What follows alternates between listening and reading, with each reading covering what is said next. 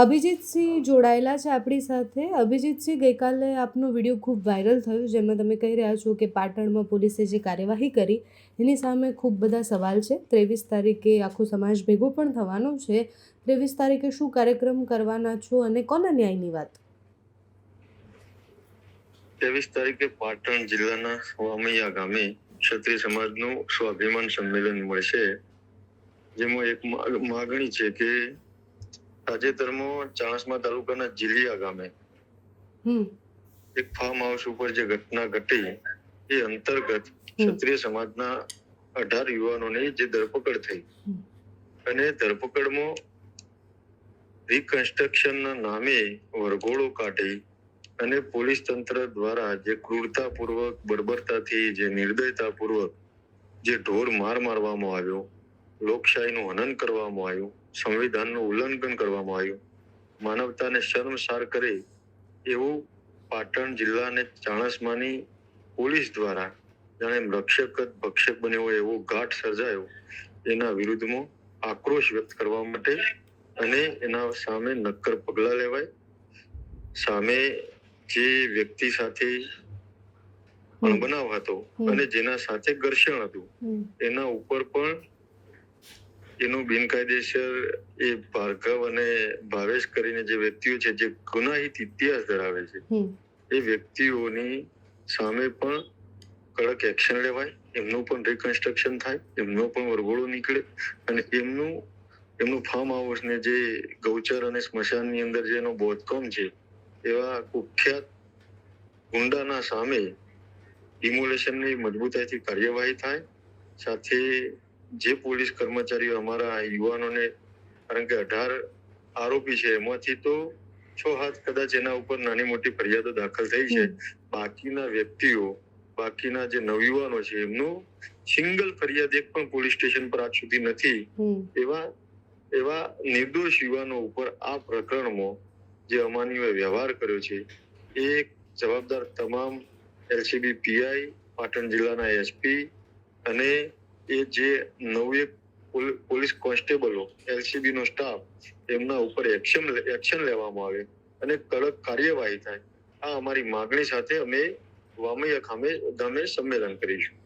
અભિજીતભાઈ, ગુનેગારોના ધર્મ કે જાતિ કેવી રીતના હોય? જી બિલકુલ ગુનેગારોને ધર્મ કે જાતિ ના હોય. અમે પણ ગુનેગારોને છાવરવા એવી ક્ષત્રિય સમાજની હલકી માનસિકતા રહી નથી. પણ ક્ષત્રિય સમાજના જે 18 માંથી 10 યુવાનો છે જેના ઉપર આજ દિન સુધી કોઈ જ ફરિયાદ દાખલ નથી થઈ, એવા યુવાનો ઉપર ફરિયાદ દાખલ થઈ છે. તો એના સાથે કાયદાની રૂએ જે સંવિધાન પ્રક્રિયા પ્રમાણે નામદાર કોર્ટના માધ્યમથી જે દંડ કે કાર્યવાહી થાય એને ક્ષત્રિય સમાજ શિરોમાન્ય ગણે. પણ તમે પોલીસ કર્મી કેવી રીતે તમે ન્યાયાધીશ બની શકો? તમે કઈ રીતે કાયદો હાથમાં લઈ અને દંડાવારી કરી અને ઢોર માર મારી શકો? અરે અમારા યુવાનોના નગ્ન વિડીયો બનાવી અને તમારો જેમ આકા હોય તંત્રનો એમ રીઝવવા માટે નગ્ન વિડીયો બનાવી અને એ ભાવેશ અને ભાર્ગવને તમે વિડીયો મૂક્યા છે. તો આ કયા પ્રકારનો કાયદોની વ્યવસ્થા? આ કયું સંવિધાન કે છે આ કે પોલીસ આ હદે જઈ શકે? પણ જ્યારે આ લોકો, તમે જે 18 લોકોના ન્યાય માટે નીકળ્યા છો, એ લોકોએ પોલીસ પર હુમલો કર્યો એવું તો તમે માનો છો ને? એ કદાચ એસોલ્ટ દાખલ થયો હશે, એમાં પણ એ પ્રકારનો કોઈ એવો હુમલો થયો હોય તો કાયદાની પ્રક્રિયા છે, સંવિધાનિક રીતે એસોલ્ટ દાખલ કરી અને કાયદેસરના પગલા લેવાય. પણ એના સામે બમણી તાકાતથી કાયદાનું ઉલ્લંઘન કરીને ખુદ પોલીસ જ પોતે ન્યાયાધીશ બની જાય તો સંવિધાનનો મતલબ શું છે? કોર્ટો શેના માટે રાખી છે? તાળો મારી દો કોર્ટને. આ ભેગા થશો એના પછી તમે જે વાત કરો છો એ વાતમાં તમને લાગે છે કે કોઈ કાર્યવાહી થઈ શકે? કારણ કે બીજા કોઈ પણ, મતલબ આમાં ગુનેગારોના કોઈ સમાજ કે જાતિ તો આવે જ નહીં, પણ છતાં પણ તમે સમાજને આગળ લઈને નીકળ્યા છો તો સામે જે તમે માંગ કરી રહ્યા છો, બુલડોઝર તો અત્યારે પણ ફરી રહ્યું છે. પોલીસ જે જામીન મળી છે, જામીન રદ કરવાની પણ પ્રક્રિયા અત્યારે કરી જ રહ્યું છે ભાવેશ રબારી સામે. કાર્યવાહી થશે નહીં, કાર્યવાહી કરવી જ પડશે. ડંકાની ચોટ ઉપર ક્ષત્રિય સમાજ અલ્ટિમેટમ આપીને કહે છે કે કાર્યવાહી કરવી પડશે, નહીતર એના ખૂબ ઘેરા પ્રત્યાઘાતો અને ગંભીર પરિણામો ગુજરાત સરકારે ભોગવવા પડશે. કારણ કે ક્ષત્રિય સમાજ એ બલિદાન આપવા વાળો સમાજ છે. ક્ષત્રિય સમાજ રાષ્ટ્ર માટે, માતૃભૂમિ માટે અને ન્યાય માટે લડવા વાળો સમાજ છે. જ્યારે એના દીકરાઓ સાથે આટલી ક્રૂરતાપૂર્વક, બર્બરતા સાથે વ્યવહાર થાય તો એને સાખી લે એવું ગુજરાત સરકાર સમજવાની ભૂલ ના કરે. એના ઘેરા પ્રત્યાઘાતો ગુજરાતમાં આવનારી સ્થાનિક સ્વરાજની ચૂંટણીમાં પણ પડશે અને ગુજરાતના તમામ જિલ્લા મથકે, તાલુકા મથકે એનો ગાંધી ચિંધ્યા માર્ગે સંવિધાનિક રીતે મજબૂતાઈથી જવાબ આપીશું. અભિજીતભાઈ, આ આખી ઘટનામાં તમને એવું લાગતું નથી કે ખોટા મેસેજ છે કે કોઈનો સમાજ જ્યારે મોટો હશે તો પોલીસને પણ કાર્યવાહી કરતા પહેલા 2 વાર વિચારવું પડશે? જરાય નથી. અમે તો એક ક્ષત્રિય સમાજ છે કે જે વાલ્મીકીની દીકરીના અન્યાયની વાત આવતી હોય ત્યારે કુમારીથી અવાજ ઉઠાવ્યો છે. અમે ક્યારે અન્યાય કરવા, દ્વેષ રાખી, ન્યાયની વિસંગતતા ઊભી થાય એવી વાત કરવા વાળા કે એવી વાતને લઈ અને લડવા વાળા વ્યક્તિઓ કે એવો આગેવાનો કે એવો આ સમાજ નથી. જે અમારા દીકરાઓ ખોટા હોય તો એના પર પણ શિક્ષાત્મક કાર્યવાહી થાય.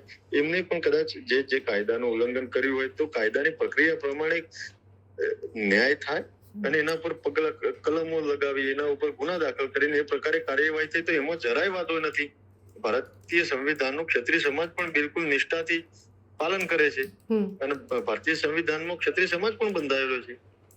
પણ ક્ષત્રિય સમાજ જ છે અને એનો રિકન્સ્ટ્રક્શનના નામે વરઘોડો નીકાળવો અને છડે ચોક તમે પાટણના બજારમાં, ચાણસ્માની ભર બજારમાં ખુલ્લે આમ તમે ધોકાવાળી કરો, એલસીબી લાઠીઓ તૂટી જાય એ રીતે બર્બરતાથી ઢોર માર મારે. અરે એથી વિશેષ સામેનો ભાવેશ કે ભાર્ગવ એ ક્યાં મોટા ધર્માત્મા કે સાધુ મહાત્મા કે સંતો હતા, એ ક્યાં મોટા રાષ્ટ્રભક્તો કે દેશભક્તો હતા. તે આ રિકન્સ્ટ્રક્શનના નામે વરઘોડો કાઢી અને 18 અમારા યુવાનોને એના ફાર્મ ઉપર લઈ જઈ અને ત્યાં ઉઠ બેઠક કરાવવી પડે. એ કયા પ્રકારનો કાયદોની વ્યવસ્થા? તમારે એટલી શું મજબૂરીઓ કે તમારે ભાવેશને અને ભાર્ગવને રીઝવવા માટે ત્યાં એના ફાર્મ પર લઈ જઈ અને આ 18 યુવાનોને તમારે ત્યાં જઈને ઉઠ બેઠક કરાવવી પડે? આ લડાઈ ભાર્ગવ ને ભાવેશ સામેની છે કે પોલીસ સામેની છે? આ લડાઈ ભાર્ગવ અને ભાવેશ ને જે કુખ્યાત ગુનાહિત ઇતિહાસ ધરાવે છે એના સામે કાર્યવાહી થાય એ માટેની લડાઈ છે. સાથે પોલીસ, આ ગુજરાત પોલીસ સામે નહીં, ગુજરાત સરકાર સામે નહીં, પાટણ જિલ્લાની આખી પોલીસ સામે નહીં, પણ પાટણ જિલ્લાના જવાબદાર અધિકારી, પોલીસને સસ્પેન્ડ તો કર્યા જ ને. તમે જુઓ ને કે કાર્યવાહી તો થઈ.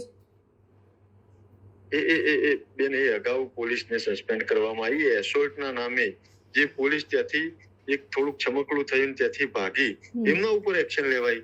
બાકી પાટણ જિલ્લાના પોલીસ વડા, પાટણ જિલ્લાના એલસીબીના અધિકારી, આ રિકન્સ્ટ્રક્શન, આ વરઘોડાના ઇન્ચાર્જ, એમની અંદર જે લાઠીચાર્જ કરવા વાળા કોન્સ્ટેબલો, જવાબદાર કર્મચારીઓ, એના પર શું પગલા લેવાયા? એના ઉપર પ્રશ્નાર્થો છે અમારા અને એના માટેની અમારી ડિમાન્ડ છે.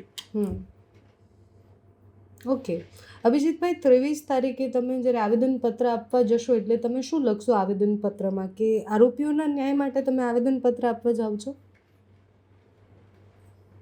આરોપીઓના ન્યાય માટે નહીં, પણ જે અન્યાય થયો છે, જે અમાનવીય વ્યવહાર થયો છે, જે પોલીસે કાયદો વ્યવસ્થા પોતે જાળવવાની હોય એની જગ્યાએ કાયદો હાથમાં લઈ પોતે ન્યાયાધીશ બની અને જે દંડાવાળી કરી છે, જે લાઠીચાર્જ કર્યો છે, અમારા યુવાનોને જે નગ્ન વિડીયો બનાવવામાં આવે છે, જે એના સાથે બર્બરતા પૂર્વક જાહેરમાં જઈને મારવામાં આવે છે, હ્યુમન રાઇટનો ભંગ થયો છે, એ જવાબદાર અધિકારી અને કર્મચારીઓ ઉપર પગલા લેવાય એવી માગણી કરીશું.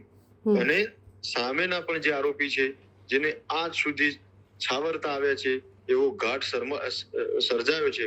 કારણ કે પાટણ જિલ્લો, એમાં જીલિયા ગામ એટલે માલજીબા, જે ગાંધી આશ્રમ માલજીબાએ જે સ્થાપ્યો અને એની અંદર જે શિક્ષણની જ્યોત પ્રગટાવી, જેના કારણે અનેક સરકારી કર્મચારીઓ, અનેક સમાજ શ્રેષ્ઠીઓ જે સંસ્થાએ આપ્યા, એ માલજીભાઈની ગાંધી આશ્રમના કારણે એ જીલિયા ગામની ઉજાસ અને સુવાસ આખા વિસ્તારમાં પ્રસરાઈ હતી. પણ એ જીલિયા ગામની સુવાસ, એની કીર્તિ, એને કલંકિત કરવાવાળા આ બે અસામાજિક તત્વો, આ ગુંડાઓએ જે જીલિયા ગામની કીર્તિને કલંકિત કરી છે, એના સામે પણ એક્શન લેવાય એવી માગણી સાથે અમે આવેદનપત્ર પાઠવીશું. Okay, thank you so much અભિજીતભાઈ.